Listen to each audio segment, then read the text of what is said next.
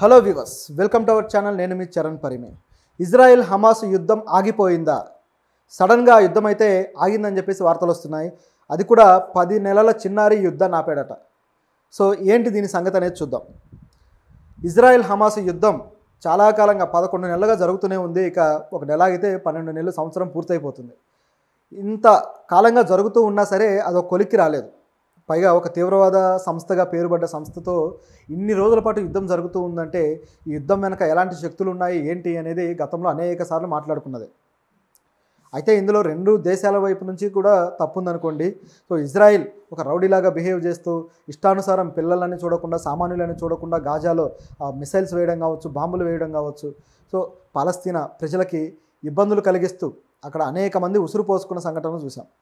అదేవిధంగా హమాస్ కూడా రాజకీయంగా ఒకవైపు చర్చలు జరుపుతామంటూనే మరోవైపు ఇటువంటి దాడులకు తెగబడుతూ రావడం, ఇజ్రాయెల్ పౌరుల్ని అరెస్ట్ చేసి వాళ్ళని నానా విధాలుగా హింసించడం. సో ఈ విధంగా చేస్తూ వచ్చారనమాట. అంటే యుద్ధాన్ని యుద్ధ నీతితో కాకుండా వేరే పద్ధతిలో చేయడంతో ఇక్కడ సమస్యలు అయితే ఏర్పడ్డాయి. సో చాలా కాలంగా జరిగాయి. పాలస్తీనా పౌరులు దాదాపు 40,000 మంది దాకా చనిపోయారు. ఇక గాజా అయితే పూర్తిగా ధ్వంసమైపోయింది. ఈ సిచ్యుయేషన్లో ఇప్పుడు ఈ యుద్ధం ఆగిపోయిందనమాట. ఎలా ఆగింది ఏంటి అనేది గమనించి చూస్తే 10 నెలల చిన్నారి అబ్దుల్ రహమాన్ అనే ఒక చిన్నారి యుద్ధాన్ని ఆపగలిగాడు. ఏ విధంగా అంటే ఆగస్టు 23వ తారీఖున ప్రపంచ ఆరోగ్య సంస్థ ఒక ప్రకటన చేసింది. అంటే ఒక విషయాన్ని గుర్తించిందనమాట. ఏంటంటే దాదాపు 25 సంవత్సరాల తరువాత ఇజ్రాయెల్లో పోలియో అనే డిసీజ్ని కనిపెట్టారు. పోలియో అనేది మనందరికీ తెలిసిందే కదా. మన దేశంలో గత 10-15 ఏళ్ల క్రితం చాలా విపరీతంగా ఉండేది.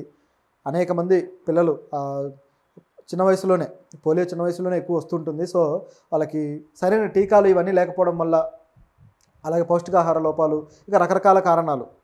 సో అయితే మన ఇండియా దాన్ని సీరియస్గా తీసుకొని ఆ వ్యాక్సినేషన్ అనేది జాతీయ స్థాయిలో విపరీతంగా చేయడంతో, ఒక యుద్ధ ప్రాతిపదికన ఆ పోలియో మీద పోరాడడంతో ఒక 10-15 ఏళ్ల పాటు దాన్ని మన దేశంలోంచి పూర్తి స్థాయిలో తీసేయగలిగాం. అయితే ఆరోగ్య సంస్థ, మన దేశ ఆరోగ్య సంస్థ అయితే మన దేశాన్ని నుంచి పోలియోని తరిమి కొట్టేశాము అని చెప్పేసి గతంలోనే ఒక 7-8 ఏళ్ళు 10 ఏళ్ల క్రితమే ప్రకటించేసింది. సో అది అయితే అక్కడక్కడ ఒకటి అరా అయితే కనిపిస్తున్నాయి. బట్ మేజర్గా చూసుకుంటే దాదాపు పోలియో అనేది మన దేశం నుంచి పోయినట్టే. అయితే కొన్ని దేశాల్లో, అంటే చాలా దేశాల్లో అది ఎప్పుడూ అంతరించిపోయింది. కానీ ఇప్పుడు సడన్గా ఇక్కడ కూడా దాదాపు 25 ఏళ్ల తరువాత ఇప్పుడు చూశారు మళ్ళీ పోలియోని. అంటే 25 ఏళ్ల క్రితం ఉండేది, ఈ 25 ఏళ్లలో కనిపించలేదు. కానీ ఇప్పుడు మాత్రం ఈ అబ్దుల్ రహమాన్ అనే ఒక చిన్నపిల్లాడికి, అదేవిధంగా కొంతమందికి ఈ పోలియో ఉండటం గుర్తించారు. సో మొదటగా ఈ పిల్లాడికి గుర్తించిన తర్వాత ఇక దీనికి వ్యాక్సినేషన్ అనేది అవసరం కదా. అది కూడా టైప్ 2 పోలియో వచ్చింది ఇతనికి.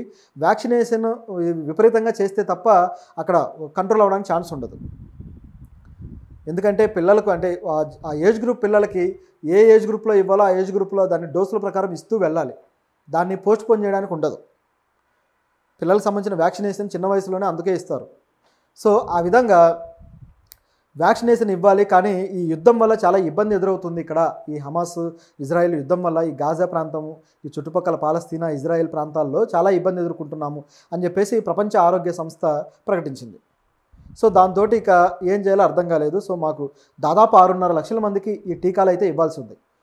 సో ఇంతమంది ఇబ్బందులు పడే అవకాశం ఉంది. యుద్ధాన్ని మీరు విరమిస్తే బాగుంటుంది అని చెప్పేసి ప్రపంచ ఆరోగ్య సంస్థకు సంబంధించిన ప్రతినిధి రిక్ పెప్పర్కార్న్ అనే వ్యక్తి తెలిపాడనమాట. సో ఆయన ఆ విధంగా రిక్వెస్ట్ చేయడంతో అలాగే ఇజ్రాయెల్ సేనలు, అదేవిధంగా హమాస్ కూడా ఇద్దరు కూడా స్పందించారు. ఇజ్రాయెల్ మేము యుద్ధాన్ని ఆపుతున్నామని చెప్పేసి అన్నారు. అది కూడా కొన్ని జోన్స్లో అనమాట. అంటే ఇజ్రాయెల్ గాజాలో అనేక ఏరియాలో జరుగుతూ ఉంది. సో ఈ ప్రాంతాల్లో, అంటే ఉత్తర గాజా, అలాగే కొన్ని దక్షిణ, ఇట్లా పశ్చిమ గాజా, ఈ ప్రాంతాల్లో జరుగుతుందన్నమాట. సో 3 జోన్లలో మేము యుద్ధాన్ని విరమిస్తాము అని చెప్పేసి ఇజ్రాయెల్ ప్రకటించింది. హమాస్ కూడా దానికి ఓకే చెప్పేసింది అనమాట. మేము కూడా యుద్ధాన్ని విరమిస్తున్నాము, ఈ 3 రోజుల పాటు, ఈ 3 జోన్లలో 3 రోజుల పాటు మేము యుద్ధాన్ని ఆపేస్తాము. సో మీరు టీకాలు వ్యాక్సినేషన్ అంతా చేయండి అని చెప్పేసి ప్రపంచ ఆరోగ్య సంస్థకి హమాస్ నుంచి కూడా హమాస్ ప్రతినిధి చెప్పడం జరిగింది. సో ఈ విధంగా హమాస్ అధికారి బన్సెమ్ నయీం వాళ్ళకి ప్రతిపాదన చేశాడు. సో ప్రపంచ ఆరోగ్య సంస్థ కూడా రియాక్ట్ అయింది. సరే అని చెప్పేసి ఇప్పుడు అన్ని ప్రతిపాదనలు జరుగుతూ ఉన్నాయి. సో ఇప్పుడు ఈ 3 రోజుల పాటు యుద్ధం మొత్తం స్తంభించిపోయి ఉంటుంది. వీళ్ళందరికీ కూడా ఈ వ్యాక్సినేషన్ అయితే ఇవ్వడం జరుగుతుంది. సో ఈ యుద్ధం ప్రభావం కూడా చూసుకుంటే ఇప్పటిదాకా పాలస్తీనా వాళ్ళైతే దాదాపు 40,000 మంది చనిపోయి ఉన్నారు. పిల్లలైతే చాలామంది చనిపోయారు, వేల మంది చనిపోయి ఉన్నారు. గాజాలో అయితే దాదాపు 23 లక్షల మంది నిర్వాసితులయ్యారు. ఇంకా అనేక మంది చనిపోయారు కూడా. సో ఇది ఇక్కడ ఉన్న పరిస్థితి. అయితే ఈ వ్యాక్సినేషన్ వల్ల జరిగిన మేలేంటయ్యా అంటే కొద్దిగా వీళ్ళు ఆ సెన్సిబిలిటీస్ తోటి ఆలోచించడం బాగుంది. దీంట్లో ఇజ్రాయెల్ ఆర్మీ దళాలు ఏవైతే ఉన్నాయో వీళ్ళతోటి సమన్వయం చేసుకొని ఈ వ్యాక్సినేషన్ని యుద్ధ ప్రాతిపదికన పూర్తి చేయడానికి మేము ప్రయత్నిస్తామని చెప్పేసి ప్రపంచ ఆరోగ్య సంస్థ ప్రతినిధి కార్న్ అంటున్నారు. అదేవిధంగా హమాస్ కూడా ఇక సైలెంట్గా అయితే ఉంటుంది. దీన్ని మరింత ప్రొలాంగ్ ప్రోగ్రామ్గా తీసుకొని ఇంకాస్త ప్రొలాంగ్ చేస్తే బాగుంటుంది. ఎందుకంటే ఈ యుద్ధం వేడి చల్లారడానికి ఇది ఒక మంచి అవకాశం. ఇది ఒక చిన్న విరామం, కేవలం చిన్న విరామం మాత్రమే. దీన్ని ఇంకాస్త ఒక 10 రోజులకు 15 రోజులకు పెంచి ఆ తర్వాత ఈ చర్చలకు దారి తీసేలా ఏదైనా చర్యలు చేస్తే బాగుంటుంది. సో అటువంటి ప్రయత్నం ఇప్పుడు జరగాలి. ముఖ్యంగా దీంట్లో సంధి కోసం ప్రయత్నిస్తున్న దేశాలు ఏవైతే ఉన్నాయో యుద్ధం ఆల్రెడీ విరమణ జరిగింది కాబట్టి 3 రోజులు ఇప్పుడు వీళ్ళు ఎంటర్ అయితే బాగుంటుంది. అమెరికా కావచ్చు, అదేవిధంగా కొన్ని దేశాలు రష్యా కావచ్చు. సో ఇటువంటి దేశాలు అంటే వీళ్ళు వస్తే మళ్ళీ యుద్ధానికి ఆజ్యం పోసే టైపే అనుకోండి. కాకపోతే ఇక్కడ యుద్ధం ఆగడం చాలా ఇంపార్టెంట్. సో అటువంటి ప్రయత్నం ఈ దేశాలు స్టెప్ తీసుకొని వస్తే బాగుంటుంది. అప్పుడు ఈ యుద్ధం కూడా ఆగుతుంది. సో ఇక్కడ పరిస్థితి చూస్తుంటే ఈ గ్యాప్ కూడా మరింత గర్జించడానికేమో అనే అవకాశం కూడా లేకపోలేదు.